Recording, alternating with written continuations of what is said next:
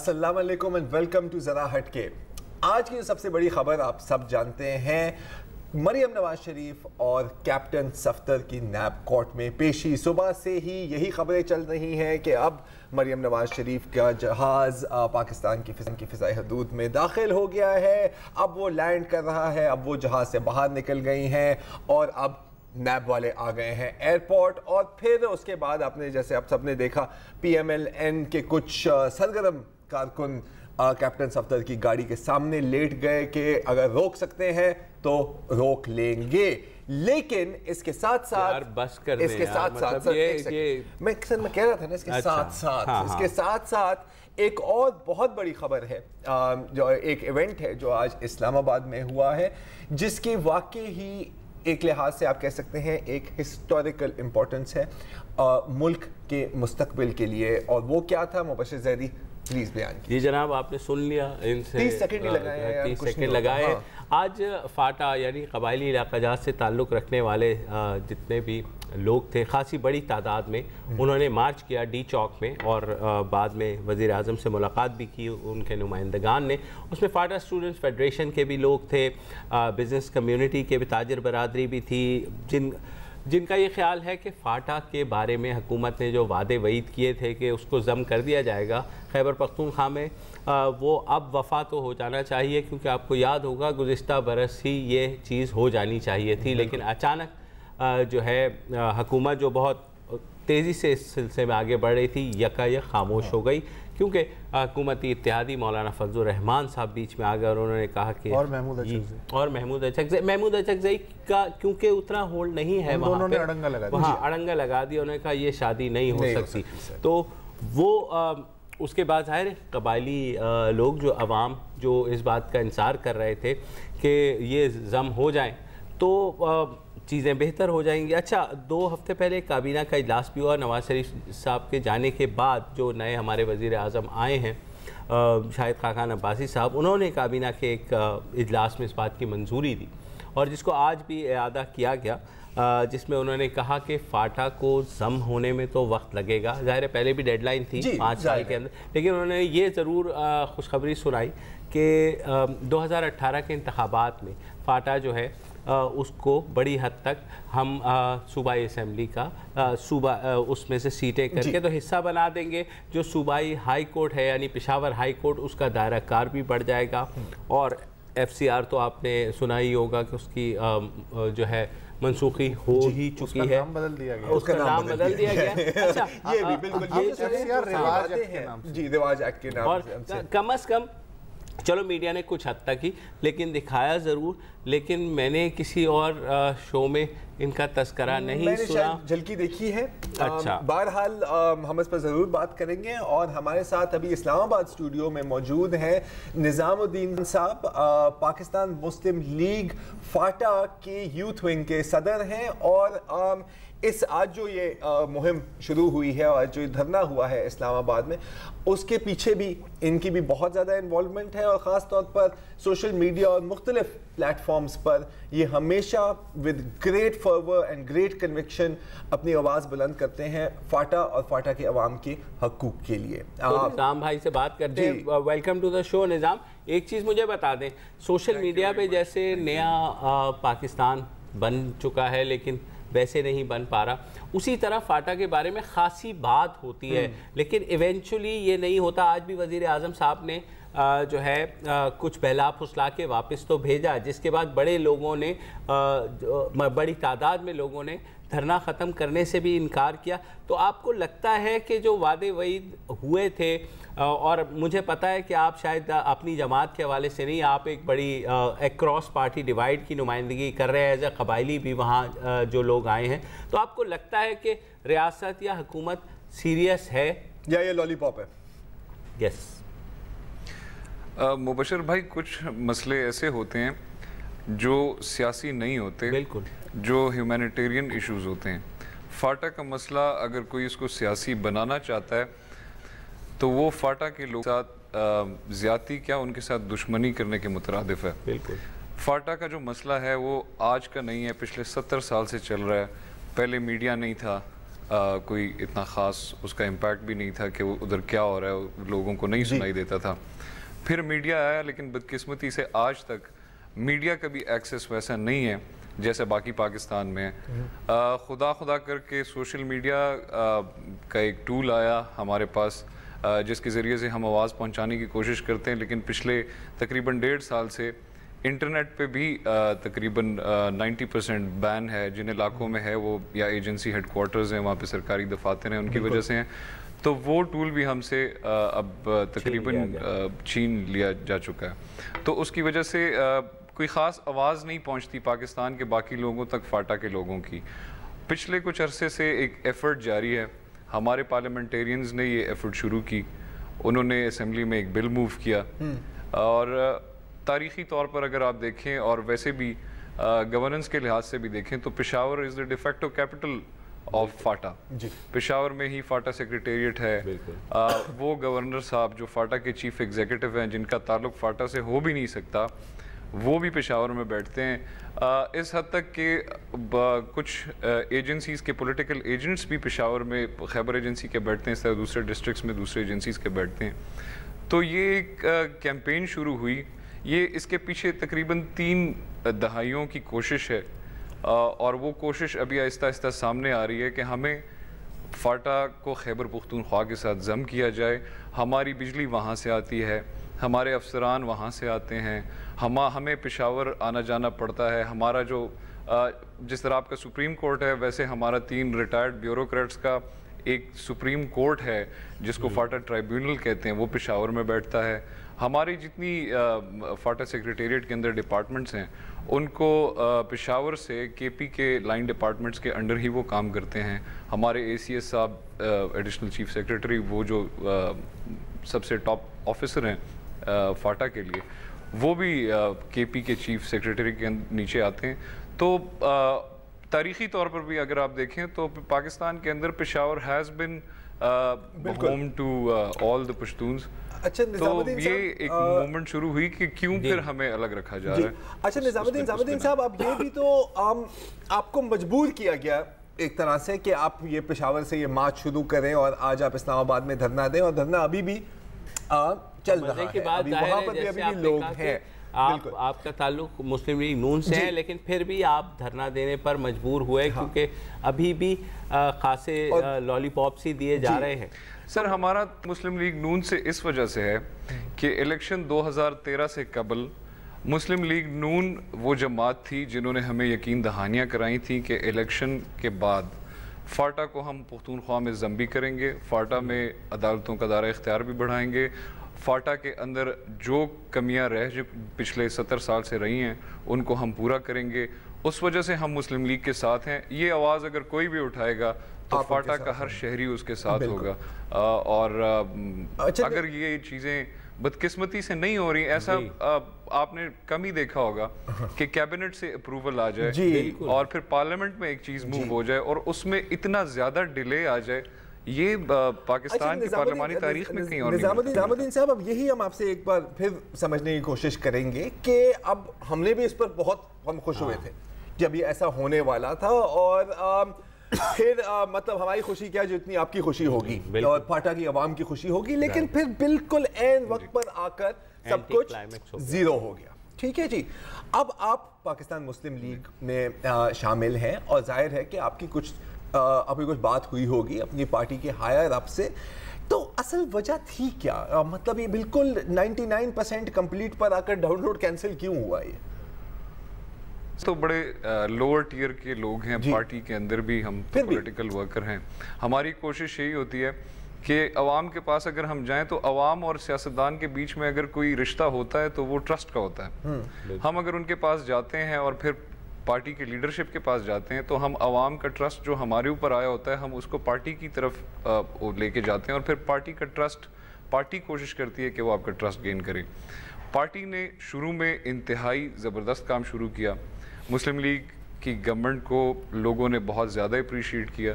ایسے لوگ جو آج کل, میں مولانا صاحب کی اگزامپل دوں گا, جب ریفارمز کمیٹی بن رہی تھی اس ٹائم بالکل خاموشی تھی, سناٹا تھا, کوئی اس کے اوپر بولتا نہیں تھا, نہ کوئی اس کے اوپر کوئی نقطہ اعتراض اٹھاتا تھا. یہ کمیٹی بنی, انہوں نے وزٹ کیا. بہت سی اپوزیشن پارٹیز کو اس پہ اعتراض تھا کہ اس میں فاٹا کے ممبرز نہیں ہیں, اس میں یہ ہے, اس میں وہ ہے, اس میں یہ کمی ہے. بہرحال جب اس کی رپورٹ آئی تو اس رپورٹ کو سب نے انڈورس بھی کیا اور اس رپورٹ پہ اب سب عمل کروانے کے لیے ڈیمانڈ بھی کر رہے ہیں. لیکن مجھے یہ نہیں سمجھ آتی کہ گورنمنٹ کے اپنے لوگ گئے, ان کی اپنی سفارشات آئیں, ان کے اپنی کیبنٹ نے اپروو کیے, ان کے اپنے لوگوں نے اس کو پارلیمنٹ میں موو کیا.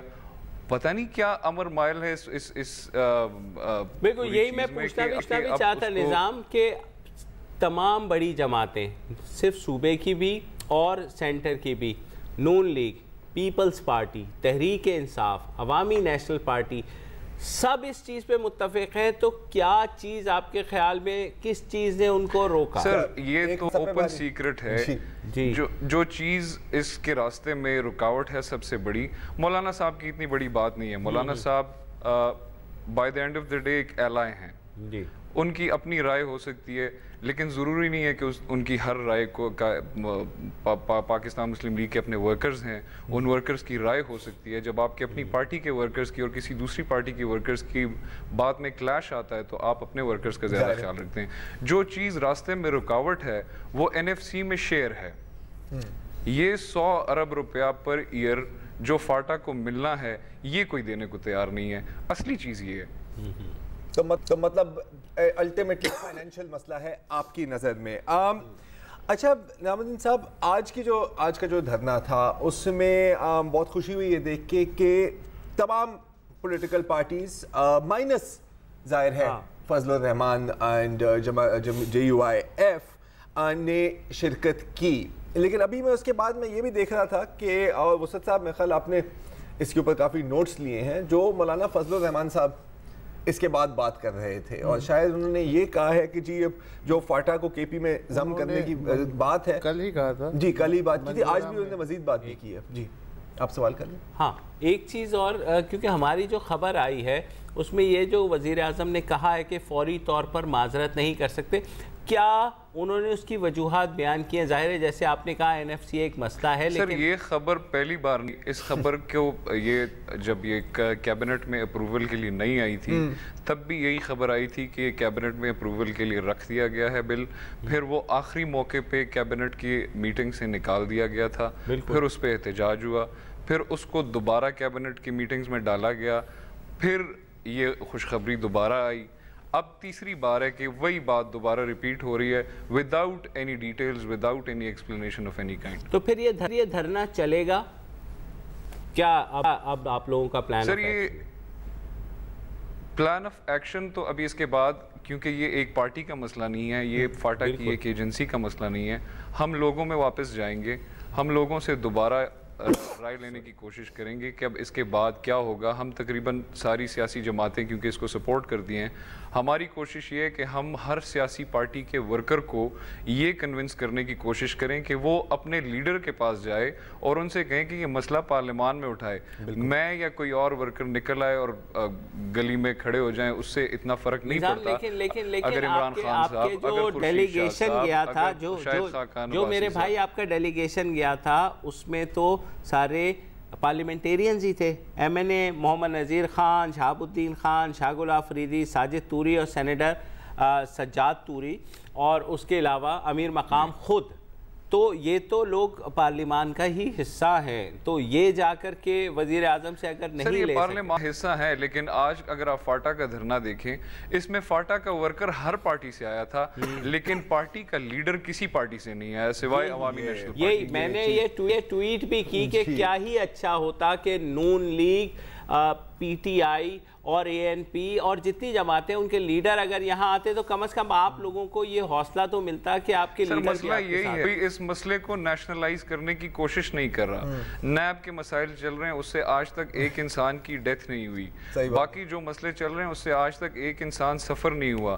یہ جو فاٹا کا مسئلہ چل رہا ہے, اس سے ہزاروں لوگ فاٹا میں بے گھر ہو چکے ہیں, ہزاروں لوگوں کی لاشیں ندیوں نالوں میں ان کا خون بہتا رہا ہے, اور ایک بفر رہا ہے جس کے اندر آج تک کسی کو پتہ نہیں ہے کہ کیا ہوتا رہا ہے. یہ ایک بندے کے لیے بات نہیں ہے, یہ ایک انڈیویجول کے لیے بات نہیں ہے, یہ ایک پارٹی کے لیے بات نہیں ہے, یہ ایک 5 ملین سے اوپر. کچھ لوگ کہتے ہیں کہ یہ فاٹا کا جو سینسس ہوا ہے اس میں نمبرز کی ہیر پھیر ہوئی ہے, لیکن اگر ہیر پھیر بھی ہوئی ہے تو 50 لاکھ سے زیادہ لوگوں کا مسئلہ یہ, اس کو کوئی نیشنلائز کرنے کی کوشش نہیں کر رہا. خورشید شاہ صاحب اگر آج ہمارے ساتھ کھڑے ہوتے, عمران خان صاحب ہمارے ساتھ کھڑے ہوتے تو اس کا امپروو ہوتا. اچھا نظام الدین صاحب, ایک ہمیں چھوٹی سے وقفہ لینا ہے, وقفے ہم اس پہ بھی بات کریں گے کہ یہ صرف فاٹا کا ایشو نہیں ہے, یہ بلکہ پورے پاکستان کا ایشو ہے, اور اگر یہ نہیں ہوا تو اسے کیا انجام ہوگا, اس بریک کے بعد.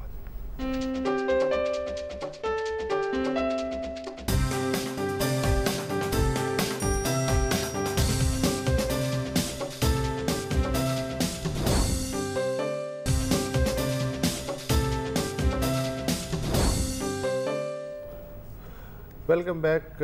آپ جانتے ہیں کہ اسلام آباد کے ڈی چوک میں فاٹا والے دھرنا دے رہے ہیں, اور ہمارے ساتھ اس وقت موجود ہیں نظام الدین, صدر یوتھ ونگ PMLN فاٹا.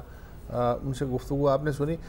نظام الدین صاحب, یہ بتائیے کہ یہ جو شام گئے خبر آئی کہ وزیر اعظم نے جلد بازی میں کہا کہ اچھا ٹھیک ہے آپ دھرنا جو ہیں وہ بند کریں, میں آپ کو ایسا کرتا ہوں کہ جلدی سے تو نہیں ہو سکتا انضمام, البتہ کچھ سیٹیں آپ کو صوبائی اسمبلی میں دے دیتا ہوں. یہ کوئی بات پلے پڑی آپ کے کہ کیسے ہو سکتا ہے؟ سر دیکھیں, وزیر اعظم صاحب کو اور اس حکومت کو اور صدر پاکستان کو اس بات کا تہیہ کرنا ہے کہ پاکستان کو ایز اے کانسٹیٹیوشنل ریپبلک چلانا ہے یا ایز اے بنانا ریپبلک چلانا ہے. خود آج کل حکومتی جو وزراء ہیں ان کی یہی بیانات آ رہے ہیں, وہ خود یہی سوال اٹھا رہے ہیں, اور یہ سوال اگر کوئی اور کرے تو ٹھیک ہے, لیکن ایک حکومت کے بس میں ایک بات ہے, بنانا ریپبلک آپ کس کو کہتے ہیں؟ ریٹ آف دا اسٹیٹ کا یہ مطلب نہیں ہوتا کہ ڈنڈا لے کے ایک شخص کھڑا ہو جائے اور وہ کہے کہ میں یہاں پہنچ گیا ہوں اور یہ ریٹ قائم ہو گئی ہے. ریٹ آف دا اسٹیٹ کا مطلب ہے کہ آپ کے کانسٹیٹیوشن وہاں ایکسٹینڈ ہو جائے. ریٹ آف دا اسٹیٹ کا مطلب یہ ہے کہ آپ کے باقی ملک میں جو قانون ہے وہ وہاں تک ایکسٹینڈ ہو جائے. وہ فاٹا میں ابھی تک نہ کانسٹیٹیوشن ایکسٹینڈ ہے, آرٹیکل 247 ہے ایک, وہ اس کے اوپر پورے کے پورے کانسٹیٹیوشن کو اس نے شیڈو کیا ہوا ہے. اس کی وجہ سے کانسٹیٹیوشن کے اندر موجود جو ہیومن رائٹس کی بیسک شکیں ہیں وہ ان کا اطلاق بھی فاٹا پہ نہیں ہوتا. یہ سب تو ظاہر ہے, سب کو معلوم ہے. میرا سوال یہ تھا کہ یہ جو انہوں نے کہا ہے کہ جی ہم آپ کو سیٹیں دے دیتے ہیں, صوبہ نہیں بناتے, تو یہ کچھ سمجھ میں آنے والی بات ہے؟ کیا یہ وائبل ہے؟ سر سیریس پتہ نہیں, یہ کچھ سمجھ نہیں آ رہی. چارٹر آف ڈیموکریسی کی لوگ بات کرتے ہیں, چارٹر آف ڈیموکریسی کا پوائنٹ نمبر 8 ہے فاٹا دین NWFP کے ساتھ مرجر. نیشنل الیکشن پلان کی بات کرتے ہیں, نیشنل الیکشن پلان میں پوائنٹ نمبر 12 ہے فاٹا اور کی مین سٹریمنگ. یہ بات سمجھ سے بالا تر ہے کہ یا تو فیصلہ ہی نہیں کرنا, اگر فیصلہ کرنا تو جلد بازی میں کرنا ہے اور ایک اور تاریخ دے دینی ہے. اس بات کا کسی کو نہ کوئی تک آج تک سمجھ آئی ہے, اور اگر کسی کو سمجھ آئی ہے تو we'd look forward to it. ہم فاٹا والے جتنے لوگ ہیں وہ ہم درخواست کریں گے, اگر کسی کو سمجھ آئی ہے تو وہ ہمیں بھی سمجھا دیں. بہت شکریہ نظام الدین صاحب. سوال آپ کو یہ انٹرنیٹ کے حوالے سے بہت بات ہوتی ہے, تو انٹرنیٹ کا بتا دیں گے کہ کیا پرابلم کیا ہے, آپ نے اپنی طور پر انکوائر کرنے کی بات. انٹرنیٹ کے حوالے سے جو ہے لینڈ لائنز تو ویسے بھی 3% علاقے میں بھی کوریج نہیں ہے لینڈ لائنز کی, تو DSL تو آؤٹ آف کویسچن ہے سوائے چند ٹاؤنز کے. اس کے علاوہ ہمارا گزارا ہوتا تھا 2G جو انٹرنیٹ ہوتا ہے ایج موبائل فونز پہ, اس پہ گزارا ہوتا تھا. وہ پچھلے 1.5 سال سے کوئی نیشنل سیکیورٹی کی کوئی ریزنز ہیں اس کی وجہ سے بند ہے, جس طرح محرم میں باقی پاکستان میں بند ہو جاتے ہیں. تھینک یو نظام صاحب آپ سے بات کرنے کا. سر ایک اچھی خبر یہ آئی ہے, الیکشن کمیشن آف پاکستان نے کہا ہے کہ ملک میں جو ووٹروں کی تعداد ہے اس میں 11 ملین کا اضافہ ہوا ہے, یعنی 13% کا. مگر فاٹا میں یہ جو اضافہ ہے ملک میں سب سے زیادہ ہے 7 ایجنسیوں میں, وہ ہے 23%. باقی ملک میں 13% ہے. مردوں کے ووٹوں میں فاٹا میں اضافہ ہے 17%, یہ بھی سب سے زیادہ ہے. اور خواتین ووٹروں میں 36% اضافہ ہوا ہے فاٹا. بہت بڑی بات. اچھا, اس سے اندازہ ہوتا ہے کہ وہ کتنے بے قرار اور بےتاب ہیں مین سٹریم کا حصہ بننے میں. اچھا, اس کی وجوہات فیفن والے یہ بتاتے ہیں کہ امن و امان کی صورتحال بہتر ہوئی ہے, پناہ گزین بڑی تعداد میں واپس گئے ہیں, اور کمپنسیشن جو ملا ہے اس سے تھوڑا سا ان کی زندگی میں شاید اطمینان آ رہا ہے, تو اب وہ جوش و خروش کے ساتھ جمہوریت کا حصہ بننے کے بارے میں بھی سوچ رہے ہیں. اس کی ایک اور جبکہ ہم فاٹا کے بارے میں کہتے تھے کہ نہیں وہاں تو اتنی پسماندگی ہے کہ ووٹر جو ہیں وہ نہ انہیں شعور ہے کچھ ہے, یہ الٹا ہے, اس سے آنکھیں کھل جانی چاہیے. بے شک. ایک وقفہ لے لیجیے.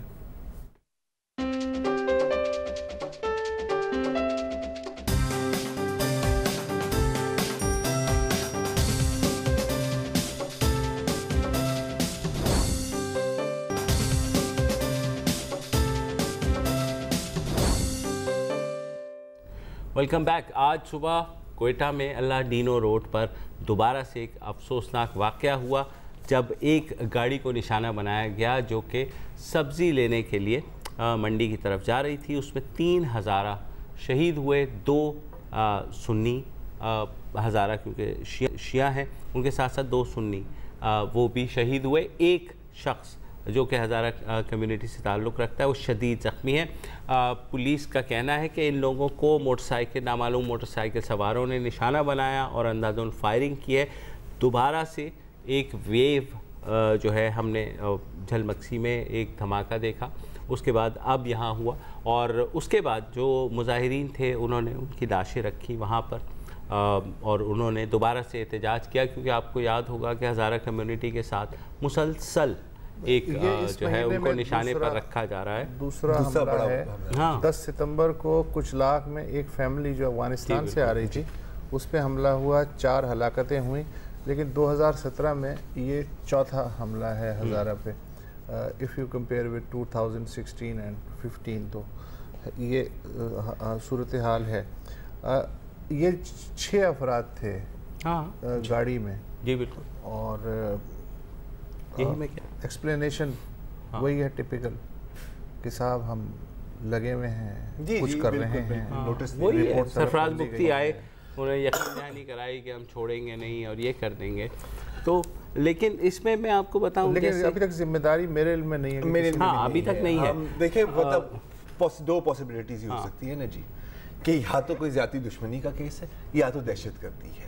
میں 90% شور ہوں کہ یہ ذاتی دشمنی کا کیس نہیں, دہشت گردی ہے. ایک گردی ہے جی, اور دہشت گردی میں جب اس طرح کے واقعات ہوتے ہیں ٹریڈیشنلی ہم لشکر جنگوی کا نام لیتے ہیں, اور اب with increased frequency ہم داعش کا نام لیتے ہیں. اور میری نظر میں بلا ایک ہی ہے, اس کے 2 مختلف نام ہیں یا 2 مختلف. میری بات ہوئی تھی جب نئے وزیر داخلہ سے, تو ان کا یہ کہنا تھا کہ داعش جو ہے بڑی تیزی سے پاکستان پاک افغان بارڈر کے اس سائڈ پہ اپنے قدم جما رہی ہے. اور ان کا یہ بھی کہنا تھا کہ کم از کم یہ انٹیلیجنس رپورٹس ہیں کہ 2 سے 3 لوگ ہر روز داعش کے پاکستان میں کراس کر رہے ہیں. انہوں نے کہا ہم نے وہاں پر خاصا سخت کیا ہوا ہے. ابھی ظاہر ہے باڑ لگانے کا بھی ہے, خلا سے تو نہیں آ رہا ہے, پاکستانی ہی ہوں گے نا جو داعش کے ساتھ ریلیٹڈ ہوں. نہیں ضروری نہیں ہے نا سر, اگر چمن سے آتے ہیں یا دوسری جگہ سے آتے ہیں تو وہ ظاہر ہے داعش کا وہ تو نہیں. وزیر داخلہ نے کنفرم کیا ادھر سابق صدر حامد کرزئی نے, سابق صدر حامد کرزئی نے رشیا ٹوڈے کے ساتھ انٹرویو تھا بالکل, اور بہت ہی انٹرسٹنگ باتیں کی ہیں یہی داعش کے حوالے سے. ذرا سن لیجیے. From 2001, since the incident of the tragedy of September 11 till today, do we have more of it in Afghanistan and our region and in the broader region surrounding Afghanistan to the Middle East, or do we have less of it? We clearly, visibly, every day by all accounts have more of it. And now, for the past 3-4 years, you have Daesh or the ISIS, the Islamic State, having emerged in Afghanistan. Who did this under the watch of US intelligence and military, and how come? We have the right to ask this question, and the US government must answer us. The answer is with them. It is جی Russia today کو یہ interview دیا تھا. ہم نے لوگو چھپایا ہوا تھا کہ آپ کو نہ پتہ لگے کہ یہ رشیا ٹوڈے ہے, لیکن یہ رشیا ٹوڈے تھا. اس کے ساتھ ساتھ قاضی صاحب نے یہ بھی بات کی ہے کہ آپ کو یاد ہوگا کہ جب یو ایس نے بڑے جوش و خروش سے مدر آف آل بامبز گرایا تھا جی, اور کیوں گرایا تھا کہ جی یہاں پر کچھ داعش کے لوگ ہیں تو ہم اپنے جو سب سے بڑا نان نیوکلیئر بام ہے وہی استعمال کر لیتے ہیں, ویسے گودام میں گل ہی رہے گا نا, تو ہم استعمال کر لیتے ہیں, اب فکر نہ کریں داعش ختم ہو گئی. لیکن ایسا نہیں ہوا نا, داعش مزید مضبوط ہوتے جا رہی ہے. اچھا US سے آپ پوچھیں تو وہ سٹیٹس لے آتے ہیں کہ جی نہیں 50% ان کی ٹیریٹری کم ہو گئی ہے, 70% ان کے جو فائٹرز ہیں وہ مر گئے ہیں, لیکن ان کی اگر ہم باتیں سنیں تو طالبان 2001 میں ہی ختم ہو گئے تھے نا, تو اور ابھی افغانستان میں مکمل امن و امان ہے. نہیں وہ ٹھیک ہے, لیکن بات یہ ہو رہی ہے کہ کہاں سے آئیں گے, یہ آئے کیسے, داعش کیسے منظم ہوئی. تو وہ ظاہر ہے ایک بات تو ہم بھی یہ کرتے ہیں کہ داعش ظاہر ہے فزیکلی بغدادی صاحب خود نہیں یہاں آئے ہوں گے, یہ لوکل فرینچائز جو ہے وہ چینج ہوئی ہوں گی, لیکن بہرحال کیونکہ سیرین کرائسس جیسے جیسے ریزالو ہو رہا ہے تو جتنے فورن فائٹرز تھے وہ واپس لوٹ رہے ہیں. ایک قدر مشترک ہے حامد کرزئی کے بیان میں اور ہمارے جو وزیر خارجہ ہیں خواجہ آصف کے بیان میں. انہوں نے یہ کہا ہے کہ یہ جو ٹرمپ کی نئی افغان پالیسی ہے اس میں بات چیت کے ذریعے قیام امن کی کوئی جگہ نہیں ہے, اور وزیر دفاع جو اس وقت ہیں جنرل میٹس, جب یہ اتحادی فوجوں کے کمانڈر تھے افغانستان میں تو ان کے دور میں افغانستان تو رہا ایک طرف, وہ کابل ایئرپورٹ تک کو نامحفوظ بنا سکے تھے. اچھا خواجہ وہ انہوں نے یہ کیا تھا, ابھی آئے تھے جنرل میٹس, نہیں میں اس کے کرزئی کے انٹرویو کی بات کر رہا ہوں. انہوں نے اسی ابھی میٹس جو 4 روز پہلے آئے تھے تب کابل ایئرپورٹ پر حملہ ہوا تھا. بہرحال پوائنٹ تو وہی ہے نا کہ سیکیورٹی سچویشن ختم ہے. اچھا, اور یہ جو ٹرمپ کی پالیسی پہ بات کی کرزئی نے, اور تقریباً اسی کو تھوڑا سا ایڈوانس سطح پہ خواجہ آصف صاحب نے بھی بات کی. خواجہ آصف صاحب نے تو ایک اور بڑی انٹرسٹنگ بات کی ہے جو بھی صحیح ثابت ہو رہی ہے, جس سن لیجیے. If you pursue the military solution, you will force Taliban and Daesh to get together. And that will be the biggest curse for us to face, for the region to face. We don't want to see that situation happening in our region. So that is why we want to cooperate with the Americans with full vigor, the honesty, and commitment. یہ تھے خواجہ آصف صاحب USIP میں ان کی جو گفتگو ہوئی تھی پچھلے 2-3 دن پہلے. یہ کہہ رہے تھے کہ یہ جو ٹرمپ کی جو پالیسی ہے, ہاں وار پالیسی, اس کا ایک بہت ہی خطرناک انجام یہ ہو سکتا ہے کہ طالبان اور داعش مل جائیں. اچھا, اب ماضی میں طالبان اور داعش کے بیچ میں کافی کھٹ پٹ رہی ہے, انفیکٹ اٹیکس بھی ہوئے, rivalry and in fact some times bloody rivalry, لیکن یہ چیز بدل رہی ہے. جیسے ماضی میں طالبان اور القاعدہ جو ہے وہ بھی مل گئے تھے, وہ تو چلے ایک تھوڑی سی نیچرل الائنس بھی بنتی تھی. اس دفعہ کیا ہوا ہے کہ اگست کی بات کر رہا ہوں میں, زیادہ دیر کی بات بھی نہیں کر رہا. افغانستان کے ایک شہر میں again I think Hazara community پر حملہ ہوا تھا وہاں پر, if I'm not mistaken. Bamiyan میں زیادہ میرا خیال ہے بامیان کی بات ہو رہی ہے, مجھے یاد نہیں ہے, ناردرن افغانستان کی بات تھی, جہاں پر طالبان اور داعش, UN کی رپورٹ کے مطابق طالبان اور داعش نے مل کر ایک پرو گورنمنٹ ملیشیا پر حملہ کیا تھا. جی اچھا, طالبان نے کہا کہ ایسا ہم نے نہیں کیا, نہیں یہ ہمارے دشمن ہے, لیکن آج میں پڑھا تھا, کل میں پڑھا تھا, خامہ پریس افغانستان کی جو ایجنسی ہے, ان کا کہنا ہے کہ ملا ہیبت اللہ اخندزادہ نے اپنے فائٹرز کو کہہ دیا ہے کہ جی آپ داعش کو ٹارگیٹ نہ کریں, میں ان کے ساتھ سیز فائر کرنے کی کوشش کر رہا ہوں. تو جو خواجہ آصف صاحب نے کہا وہ بالکل درست فرمایا ہے, یہ اچھی بالکل صحیح پریڈکشن دی ہے, کیونکہ ٹرمپ کی جو پالیسی ہے نا وہ ایسا ہے کہ گھر کو آگ لگی ہوئی ہے, وہ کہتا ہے کہ میں بجھانے آتا ہوں, بجھا کیسے رہے, فلیم تھرور کے ساتھ. تو کیا ہونا ہے, ایک وقفہ لے لیتے ہیں اور پھر اپنی گفتگو جاری رہتے ہیں.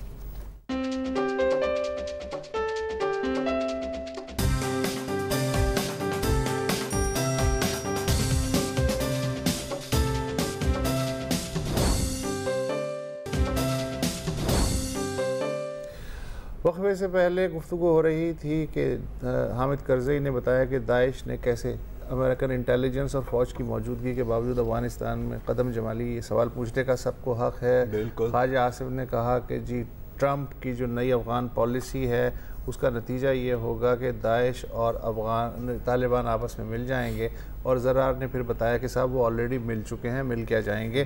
اور پھر یہ بھی کہا کہ جی ٹرمپ صاحب فائر فائٹنگ تو کرنا چاہ رہے ہیں افغانستان میں, لیکن بدقسمتی سے ان کے جو واٹر ٹینکر ہے اس میں پیٹرول بھرا ہوا ہے, انہیں اندازہ نہیں ہے. اس کی گواہی گھر سے بھی آئی ہے. اچھا, ان کے گھر سے؟ جی. سینٹ کی خارجہ امور کمیٹی کے ریپبلکن چیئرمین ریپبلکن باب کراکر صاحب, انہوں نے جناب نیو یارک ٹائمز کو تازہ انٹرویو دیا ہے، اس میں انہوں نے کہا ہے کہ نارتھ کوریا کے حساب میں بات کی کہ ٹرمپ جو ہے جس طرح نارتھ کوریا کو دھمکیاں دے رہا ہے، اس سے امریکہ کو اس نے تیسری عالمگیر جنگ کے راستے پہ ڈال دیا ہے، اور وہ صدر کے عہدے کو ایک ریئلٹی شو کی طرح چلا رہے ہیں وائٹ ہاؤس میں بیٹھ کے۔ بالکل یار مزیدار جملے، ٹرمپ کو اندازہ نہیں ہے کہ امریکی صدر کے بیانات کے اثرات پوری دنیا پہ پڑتے ہیں، وہ ایسی باتیں کیوں ٹویٹ کرتے ہیں جو سچ نہیں ہوتی۔ میں جانتا ہوں کہ ہر روز وائٹ ہاؤس میں کو کس طرح ایسی باتوں سے روکنا پڑتا ہے، فون چھپا دو، ان کا سٹاف جو ہے بیچارہ مستقل ٹوز پہ ہوتا ہے۔ باب کروکر آگے کہہ رہے ہیں کہ وائٹ ہاؤس، بڑے شرم کی بات ہے کہ وائٹ ہاؤس ایک ڈے کیئر نرسری بن چکا ہے جہاں ٹرمپ کو ایسی باتوں سے روکا جاتا ہے، لیکن لگتا ہے کہ آج کوئی شفٹ پر نہیں ہے۔ یہ اس لیول پہ گفتگو آ چکی ہے۔ اور میں ٹیلرسن کی مورون پر خوش ہو رہا تھا۔ اچھا مزے کی بات ہے، ٹرمپ صاحب جب شروع میں آئے تو باب کروکر صاحب کو انہوں نے آفر کی کہ بھائی صاحب آپ سیکریٹری آف اسٹیٹ بن جائیں، تو انہوں نے کہا نہیں، بالکل نہیں۔ کل سے یہ لڑائی دونوں میں چل رہی ہے، اس لیے کہ ٹرمپ نے ٹویٹ کیا کہ کروکر میرے پاس آیا اور انہوں نے کہا کہ سینٹ کی جو کمیٹی ہے اس کا الیکشن ہو رہا ہے تو تم میری حمایت کرو۔ میں نے صاف انکار کر دیا کہ بھائی میں تمہاری حمایت نہیں کروں۔ ہاں یہ ٹویٹ کی۔ تو کروکر یہ کہہ رہا ہے کہ ایسی باتیں جن کا کوئی وجود نہیں ہے کیوں کر رہا ہے یار تو گھر میں یہ صورتحال چل رہی ہے۔ یار اب سونے پہ سہاگا کہ ویسے ہی آپ نے کنگ مائڈس کی کہانی تو سنی ہوگی جی، ہاں، کہ کسی چیز کو بھی ہاتھ لگاتے تھے سونا بن جاتا تھا، آخر کار اپنی بیٹی کو ہاتھ لگا، بیٹی بھی سونے ہو گئی، and so on and so forth. Pakistan میں 4-5 ہیں اس طرح کے۔ ہاں نہیں بالکل، یوزول سرکمسٹانسز میں بھی امریکہ کنگ مائڈس ہی ہے، لیکن ریورس گیئر کا کنگ مائڈس، کہ مطلب وہ جس بھی چیز کو ہاتھ لگاتے ہیں نا وہ سونا نہیں مٹی بن جاتی۔ ویل میں تو کچھ اور سوچتا ہوں، لیکن آپ سمجھ گئے ہوں گے کہ میں کیا کہنا چاہ رہا ہوں۔ مطلب کھیتوں میں ڈال دیں تو پھل اچھے نکلتے۔ اینی وے پوائنٹ از کہ داعش، ہاں مطلب جہاں پر بھی ان لوگوں نے ہاتھ لگایا تباہی ہوئی۔ دوسری جنگ عظیم کے بعد اگر چلیں ہم میٹر سرائکی کا ایک محاورہ ہے، بتائیں، جت سائیں دا پیر ڈاتری پھیر نہ پھیر، یعنی وہاں کچھ اگتا ہی جہاں بھی سائیں کا پیر پڑتا ہے۔ یہ تو یہ وہی ہے نا۔ داعش بنانے کا جو پہلا الزام تھا وہ ٹرمپ نے ہلری کے اوپر ہی لگایا تھا۔ دیکھیں وہ چھوڑ دو یار، ٹرمپ کو بھی چھوڑ دو، آپ سمپل ہسٹری کی بات کریں، ٹھیک ہے، سمپل ہسٹری کی بات کریں۔ 2003 میں آپ جاتے ہیں عراق میں، کیونکہ جی ویپنز آف میس ڈسٹرکشن ہے، کیونکہ جی 9/11 کا کوئی نہ کوئی کنیکشن ہے، کیونکہ آپ کو موقع مل گیا، آپ نے کہا کہ چلو یار buy one get one free, Afghanistan تو ہو گیا، عراق کو بھی سنبھال لیتے ہیں، ٹھیک ہے۔ آپ گئے، آپ نے سب کچھ تباہ برباد کر دیا۔ جو عراقی فوج تھی، آپ نے کہا کہ نہیں جی جو بھی بات پارٹی کا ممبر تھا اس کو ہم نہیں رکھیں گے، یہ سب ہو گئے بے روزگار۔ پھر آ گئے ابو موسیٰ الزرقاوی، ٹھیک ہے، کیونکہ obviously ویکیوم چھوڑ دیا آپ نے، یہ لے لیا۔ پھر ان سارے ملیٹنٹس کو آپ نے بند کر دیا ایک پریزن میں، جہاں پر سب نے کوآرڈینیٹ کی، وہاں سے داعش نکلی۔ مطلب کہ اگر نہ آپ نے حملہ کیا ہوتا عراق پر، نہ وہ ملک تباہ و برباد ہوتا، نہ شام پھر تباہ و برباد ہوتا، نہ ابھی داعش ہوتا، جس کے بارے میں پھر آپ مڑ کر ہمیں بولتے ہو ڈو مور۔ اپنی منہ بند رکھو یار، تو اور اپنی بوم اپنے پاس رکھو نا، کوئی ڈو مور کرنے کی ضرورت ہی نہیں ہوگی نا میری جان۔ بٹ مائی پوائنٹ از دس کہ جب ہم بات کرتے ہیں نا کہ یار کیوں داعش کا وجود ہے امریکہ میں، اب یہ نہیں کہوں گا کہ انہوں نے کریٹ کیا ہے، لیکن سر امن میں ان کی کوئی انٹرسٹ نہیں ہے نا، کیونکہ اگر جنگ ختم ہو جائے گی تو اتنی فوج یہاں رکھنے کا جواز کیسے ہوگا؟ اور اگر آپ کی فوج اس خطے میں نہیں ہوگی، آپ اس خطے کو کنٹرول کیسے کریں گے؟ Empires need war to survive, اور یہی پرابلم ہے یو ایس کا، اور ظاہر ہے کہ سارا الزام کس پر ہے؟